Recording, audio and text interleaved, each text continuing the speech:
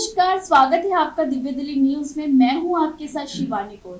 जैसे कि आप हमारे स्पेशल हेल्थ कार्यक्रम के माध्यम से अपने आप को स्वस्थ रखते हैं, आज मेरे साथ फिर से है सध्यांशी अस्पताल के डॉक्टर विकास गुप्ता जी, जिनसे हम जानेंगे कि जो भगंदर है इसकी क्या समस्या होती है और इसके क्या कारण होते हैं। इन सभी सवालों के साथ आज मेरे साथ है डॉक्टर विकास गुप्ता। डॉक्टर विकास गुप्ता, पहला सवाल यही रहेगा कि भगंदर का क्या कारण होता है? देखिए, भगंदर को वैसे हम फिस्टुला नैनो कहते हैं।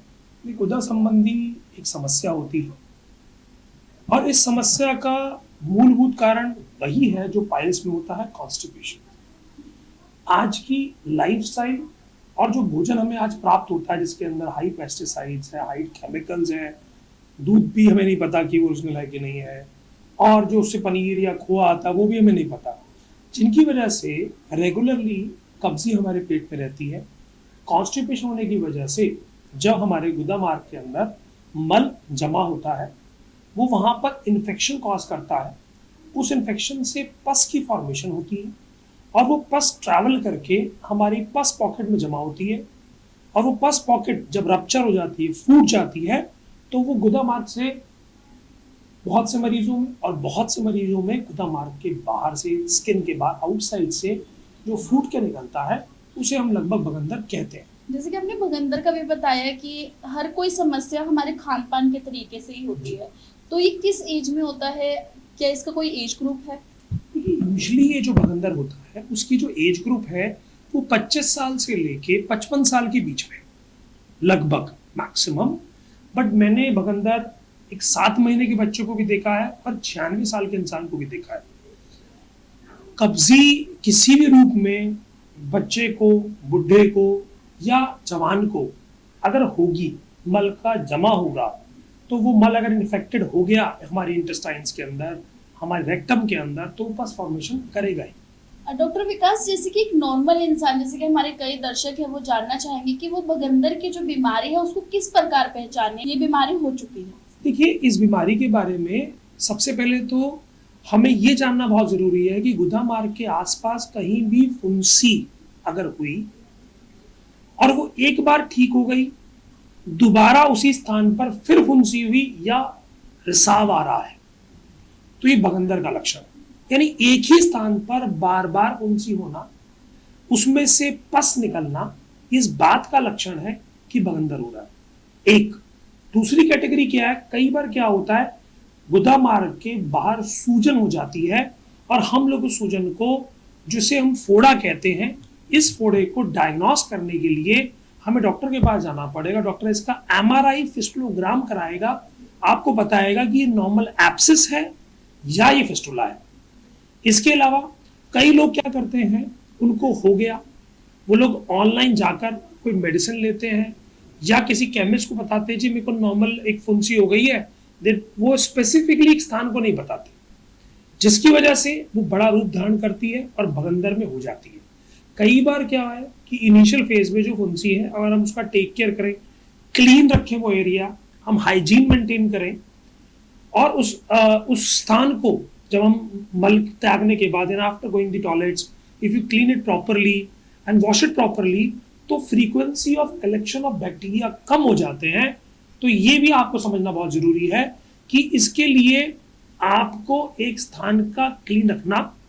और जो आपने भी सवाल पूछा कि नॉर्मल इंसान कैसे पहचाने, वो नॉर्मल इंसान को पहचानने के लिए कुछ भी एबनॉर्मलिटी हो रही है जो गुदा मार्ग के बाहर है, देखिए अगर अंदर है तो वो पाइल्स की तरफ जा सकता है, फिशर की तरफ जा सकता है, लेकिन गुदा मार्ग के बाहर कुछ हो रहा है, it is a sign of may be a fistula. Doctor Vikas, जैसे कि आयुर्वेदिक और एलोपैथी के माध्यम से इसका क्या ट्रीटमेंट है, कौन सा विकल्प इसके लिए सही रहेगा हमारे दर्शकों को? देखिए, सबसे पहले तो fistula nano is a surgical disease, not a medical disease. ये आज आप बहुत क्लियरली मैं आपके व्यूअर्स को बताना चाहूंगा कि चाहे पौराणिक काल हो, सुश्रुत संहिता द फादर ऑफ सर्जरी, जो लोग मेडिकल नहीं है वो ये जानते ही नहीं है कि सर्जरी की उत्पत्ति भारत देश से हुई थी। सुश्रुत आज भी एलोपैथिक साइंस के भी फादर है, यानी उनको ही लोग मानते हैं, उन्हीं के बताए हुए मापदंडों पे लोग काम करते हैं, उन्हीं के बनाए इंस्ट्रूमेंट्स को केवल हमने आज मॉडिफाई किया है, पेंट किया है, लेकिन मेथड आज भी वही है। फर्स्ट। सेकेंड इज, जब हम विकल्पों की बात कहते हैं तो सर्जरी इसका बेस्ट विकल्प है। खैर इसके अलावा आज हम बात करें लेजर्स, लेजर भी सर्जरी है। हम बात करें ब्लू सर्जरी, वो भी एक सर्जरी है। देन फिस्टुलेक्टमी, यानी पूरा हिस्सा आप कट ऑफ करके निकाल देते हैं, सारी गंदगी साफ कर देते हैं, ये एलोपैथिक फिस्टुलेक्टमी भी एक ऑप्शन है। जब लेकिन इसका कंपैरिजन WHO ने किया या सर्जिकल सोसाइटी ने किया या सर्जन्स ने एम्स में कंपेयर किया तो सक्सेस रेट शार सूत्र सर्जरी का है।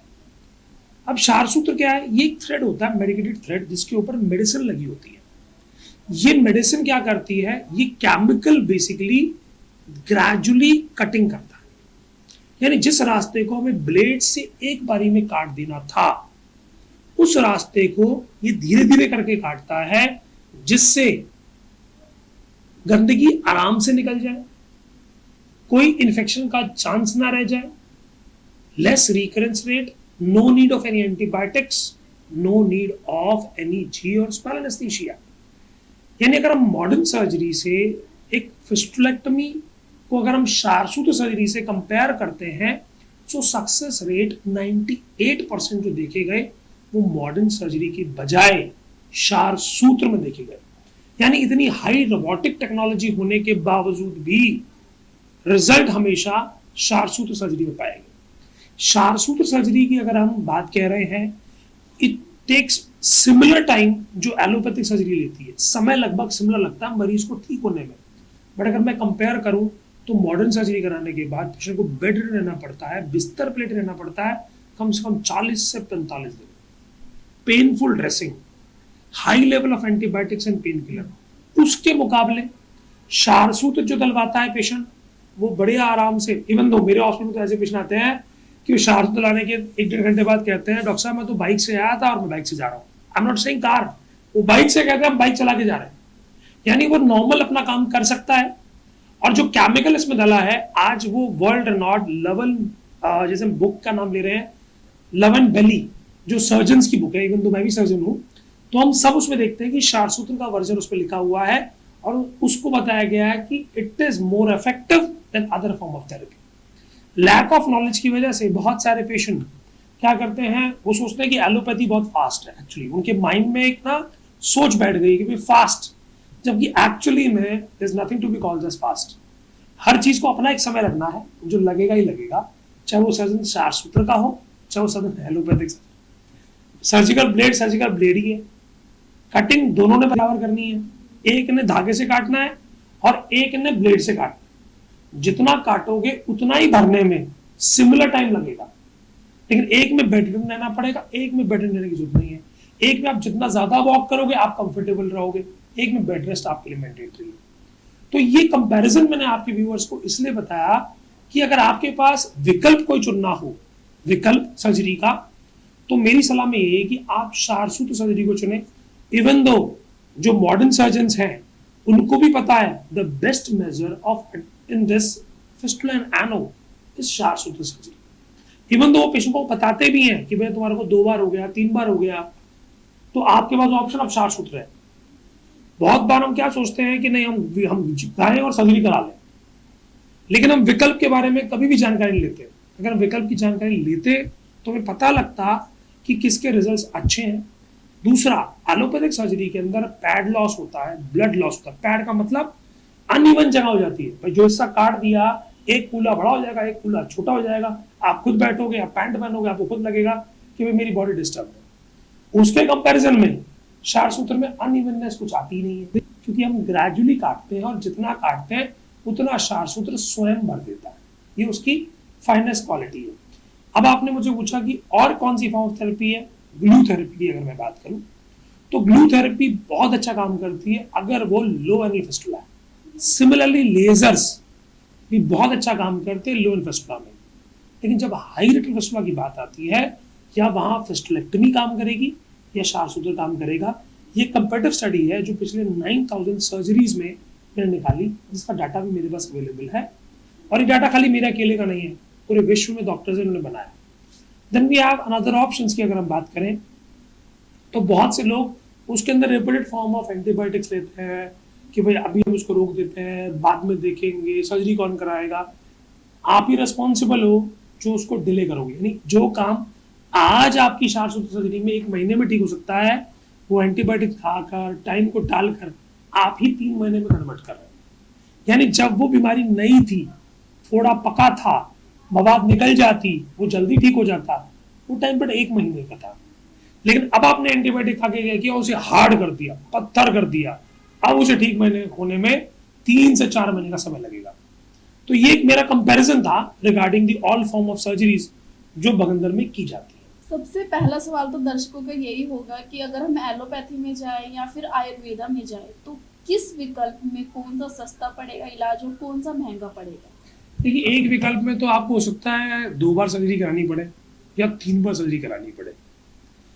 अगर एलोपैथिक सर्जरी एग्जाम्पल मैं बोलूं कि 50,000 में होती है, ठीक, आयुर्वेदिक सर्जन वही सर्जरी 30,000 में कर देगा। पहला विकल्प तो यही क्लियर हो गया। एक में आपको 30-35,000 खर्च करके बार बार सर्जरी कराने की जरूरत नहीं पड़ेगी। दूसरे विकल्प के अंदर आपको नहीं पता कि आपको दोबारा फिर 50,000 कहीं और खर्च करने पड़े और उसका 60,000 कहीं और खर्च करने पड़े। इसी कंपैरिजन में अगर हम बात करें मेडिसिन की, obviously antibiotics are too costly as compare to Ayurvedic drugs. Dressing की बात करें, एक में ड्रेसिंग में ज्यादा हमें सामान लगेगा, एक में ड्रेसिंग करनी नहीं है। जब जिसमें ड्रेसिंग करनी नहीं है तो वो पैसा भी आपका बच गया। तो कंपैरेटिवली आपको चीपर भी है, बेस्ट भी है और इजी अवेलेबिलिटी की अगर हम बात करें तो आज पूरे भारतवर्ष के अंदर मेरे 3,500 स्टूडेंट्स हैं जिन्होंने 4 सूत्र सर्जरी के सेंटर्स ओपन किए। अब मैं अपने आप को नॉलेज के पास मैं आपको ये बताना चाहूंगा कि ये जितने भी स्टूडेंट्स पूरे भारतवर्ष में मेरे से ट्रेन होकर काम कर रहे हैं, उनका अडेप्टेबिलिटी ऑफ मेजर सिमिलर है। यानी हो सकता है कि आपको उसके लिए ट्रैवल ना करना पड़े। बहुत से लोगों का ये भी कहना होता है कि जी 4 सूत्र सर्जन बड़े सिलेक्टेड है तो हमें ट्रैवलिंग कॉस्ट पड़ जाएगी। मैंने उसके एंगल से आपको एक्सप्लेन किया कि 3,500 स्टूडेंट्स अलग अलग गांव में, अलग अलग क्षेत्र में, शहर में, मेट्रोपॉलिटन में अवेलेबल है। तो आपको कॉस्ट ऑफ ट्रैवलिंग भी बच जाती है आपकी, तो वो भी आपके लिए फिजिबल हो गया। देन उसके बाद अगर हम कंपैरिजन करें कि ब्लड लॉस हो गया, ओटी में लंबे समय रहना पड़ा, 24 से 48 घंटे रहना पड़ा, तो वो भी खर्चा आपका बच गया। एक दिन आप सर्जरी करा के 2 घंटे बाद घर जा रहे हो, एक में आप हॉस्पिटल के अंदर एडमिट हो, तो वो भी आपका एक्स्ट्रा एक्सपेंडिचर है। तो कंपैरेटिवली आपको हमेशा फिजिबल आयुर्वेद ही पड़ेगा। स्वास्थ्य से जुड़ी ऐसी और जानकारी प्राप्त करने के लिए देखते रहिए दिव्य दिल्ली न्यूज। नमस्कार। ताज़ा तरीन खबरों को जानने के लिए अभी टाइप करें दिव्य दिल्ली न्यूज। नीचे दिए गए सब्सक्राइब बटन को दबाएं और नोटिफिकेशन के लिए दिए गए बेल आइकन को क्लिक करें। हमारे वीडियोस को लाइक, शेयर और कमेंट करना ना भूलें।